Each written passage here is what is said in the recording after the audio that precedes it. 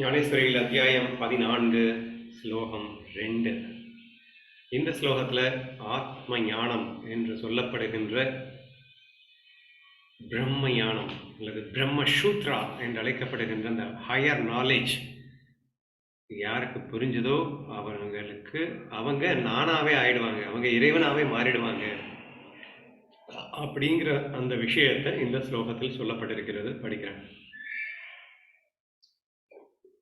அவர்கள் அப்படின்னா ஆத்ம ஞானத்திற்கு ஆசைப்படுபவர்கள் அப்படின்னு வச்சுக்கோங்க.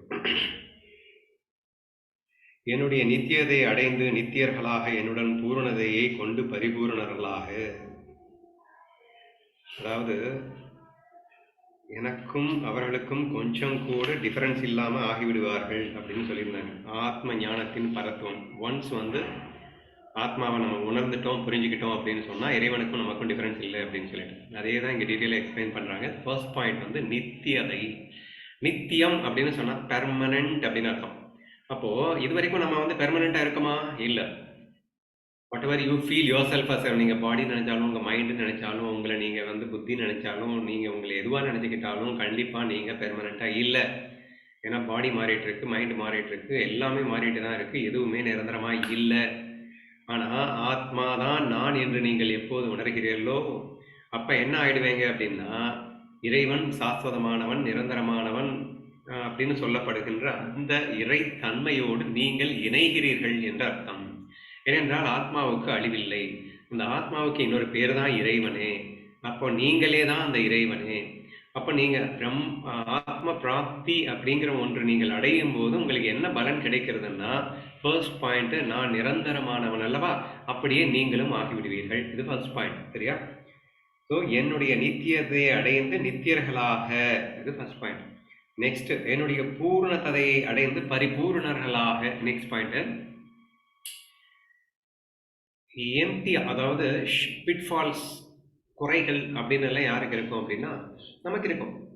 நம்ம அசஸ், நம்ம பாடியே குறைவுடையது தானே.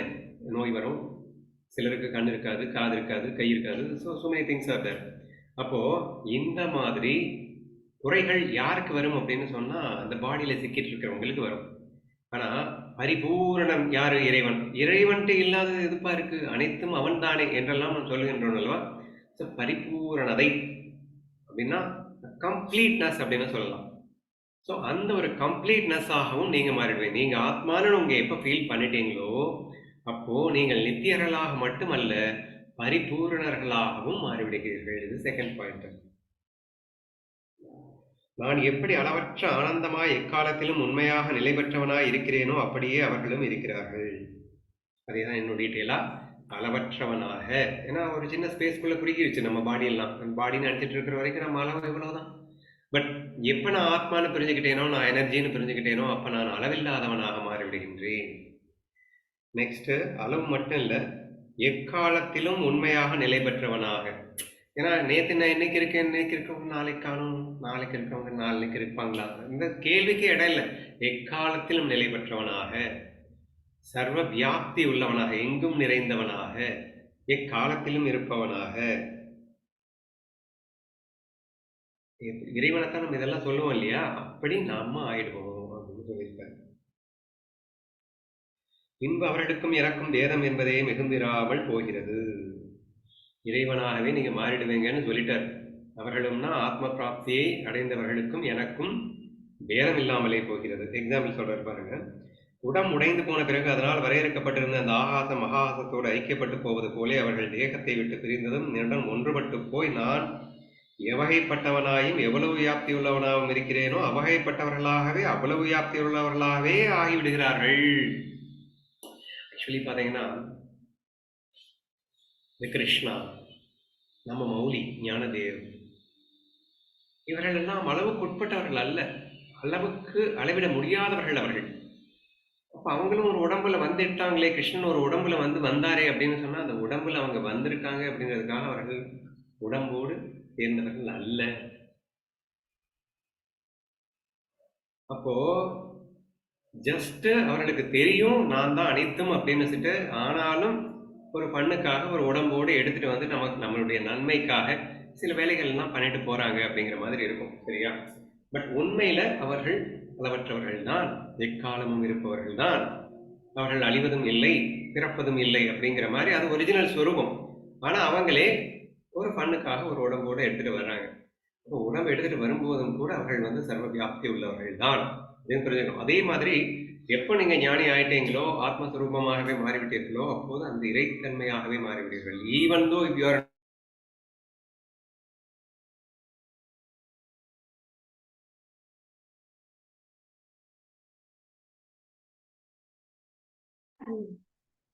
కరుపు వెళ్ళ వేసినట్టు ఉండాలి. అది తిట్టడానికి ఉండదు. దేవుడు జోసి వచ్చిందంటే ఇచ్చాడు. జయ అంటే అర్థం ఏంటి? జయ ఇది ఉండదు కరుపునే రెట్టితేమంటే ఉండండి.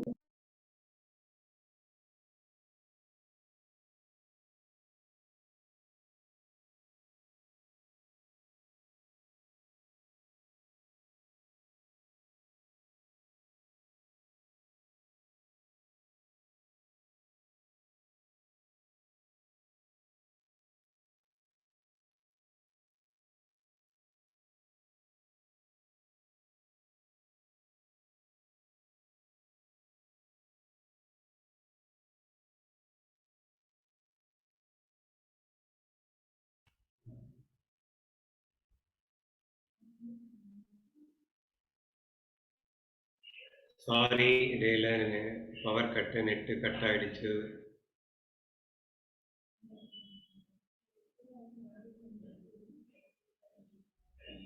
ஐ திங்க் எல்லாருக்கும் கேட்கும்னு நினைக்கிறேன். அப்படியே கண்டினியூ பண்றேன்.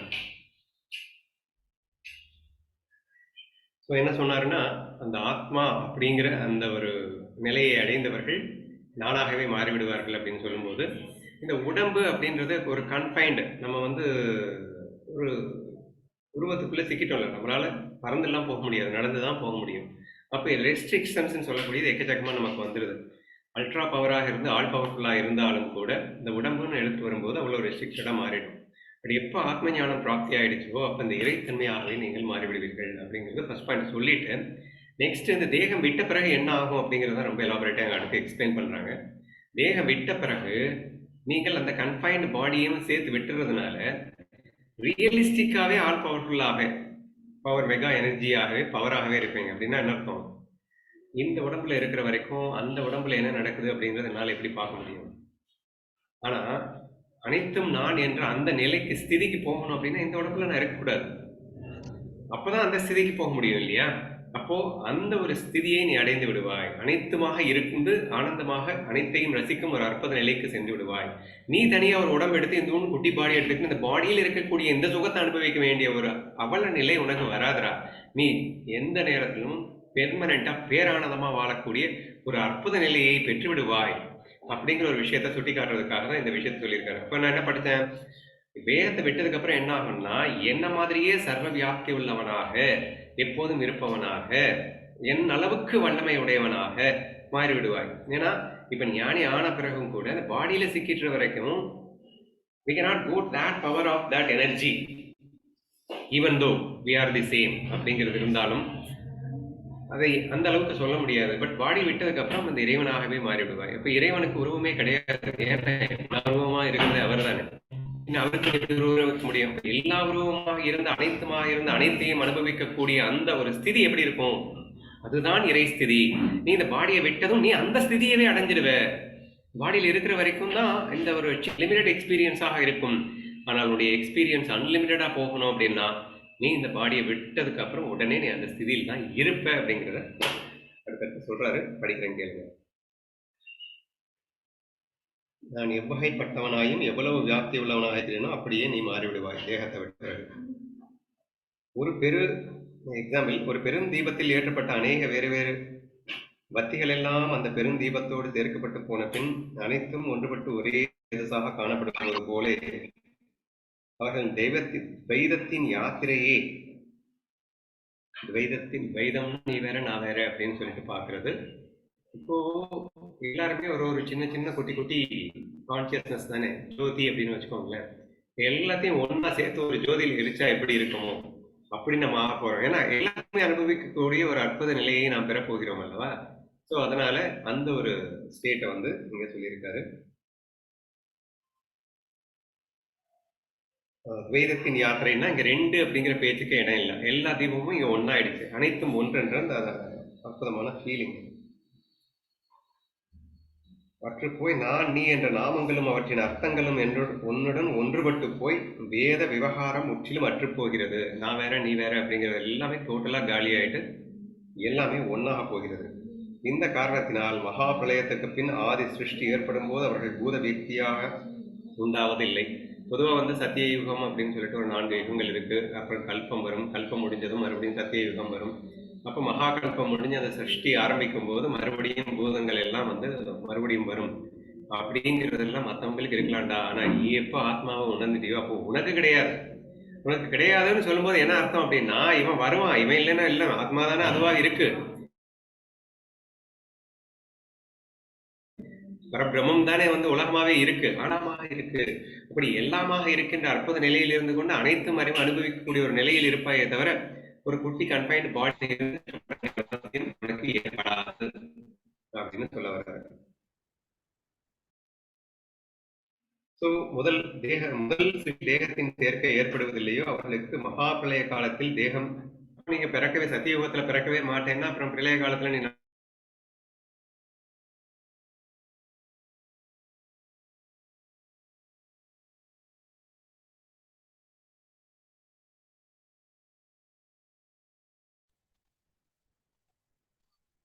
நாசமடையவும் மாட்டேன், இறக்கவும் மாட்டேன், நாசமடையவும் இல்லை. ஸோ அவனுக்கு இந்த ஞானத்தை எப்படியாவது அடையணும்னு அவனுக்கு ஆசை தூண்டும் விதமாக இவ்வளவு அழகாக அங்கே அவனுக்காக வர்ணித்துக் கொண்டிருக்கிறார் அப்படின்னு வந்திருக்கு. அடுத்து என்ன சொல்றாருன்னா, அடுத்த ஸ்லோகத்துல நான் இந்த அத்தியாயத்துல என்ன உனக்கு சொல்ல போறேன் அப்படிங்கிற விஷயத்தை பத்தி சொல்லியிருக்காரு. அதையும் படிச்சு முடிச்சுறேன். இப்படி பகவான் சொல்லிக் கொண்டிருக்கும் போது அர்ஜுனனுடைய ஸ்திதி முற்றிலும் மாறுபாடு அடைந்து அவன் தேகமெங்கும் காதுகள் உண்டாய் போயின. ஆக்சுவலா இப்படி எக்ஸ்பிளைன் பண்ணும்போதே நமக்கெல்லாம் ஆச்சரியமா இருக்குல்ல, ஐயோ அப்படி ஆயிடுவோமா, அப்படி நானே கடவுள் ஆயிடுவேனா, அப்படி ஒரு எக்ஸ்பீரியன்ஸா, அப்போ குட்டி பாடியில இருக்கக்கூடிய எந்த எக்ஸ்பீரியன்ஸையே நான் இவ்வளவு சந்தோஷப்படுறேன்னா அப்ப அன்லிமிட்டட் எக்ஸ்பீரியன்ஸ் எப்படி இருக்கும் அப்படின்னு சொல்லிட்டு நமக்கு ஒரு ஆசை வந்தது இல்ல, அது அர்ஜுனனுக்கு வந்துடுச்சான். அதனால என்ன ஆயிடுச்சுன்னா உடம்பு ஃபுல்லா காதுகள் வச்சுட்டானா. இப்போ அவர் என்ன சொல்ல போறாருன்னு கேட்கறா, அப்படி ஆகண்டா அப்படின்னு சொல்லிட்டு உடம்பெல்லாம் காதுகளாக போயிடும். அதாவது மூர்த்தீகரித்த கவனமாகவே அவன் முற்றிலும் ஆகி போனான். ஸோ அட்டென்ஷன் ரொம்ப கேர்ஃபுல்லா நம்ம வந்து ரிசீவ் பண்ணணும் அப்படின்னு அட்டென்ஷனுக்கு வந்துட்டான். இதை பார்த்து பகவான் அத்தியந்த பிரேமைக்கு வசப்பட்டு போன, அத்தியந்த அப்படின்னா நிறைய பிரேமை, அன்புக்கு வசப்பட்டு போனவராய் அவருடைய நிரூபணம் ஆகாசத்துக்குள் அடக்க முடியாததாக போய் அவர் பின்வருமாறு சொல்ல தொடங்கினார். ஸோ இவனுக்கு ஆகாயத்திலேயே அடைக்க முடியாத அளவுக்கு இவனுக்கு விலக்கி சொல்லணும்னு அவர் ஆசையோட வந்து பேச ஆரம்பிக்கிறாரு. பிரக்ஞா காந்தா அப்படின்னா focus and concentrated in the spirituality நம்ம ஏற்கனவே சொன்னோம்.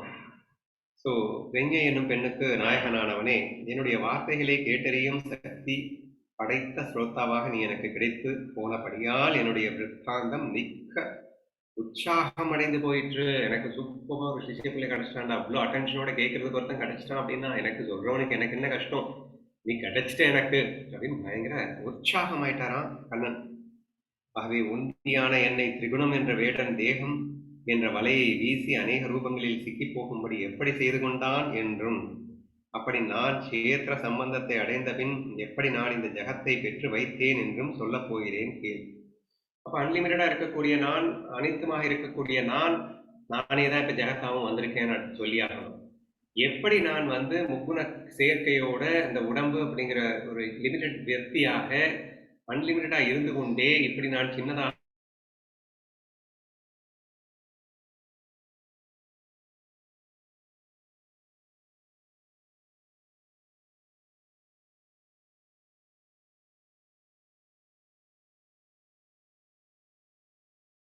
இருக்கின்றேன்றத ரொம்ப டீட்டெயில் கேட்டுச்சா. இடையில கொஞ்சம் நெட்டு மாதிரி இருந்தது.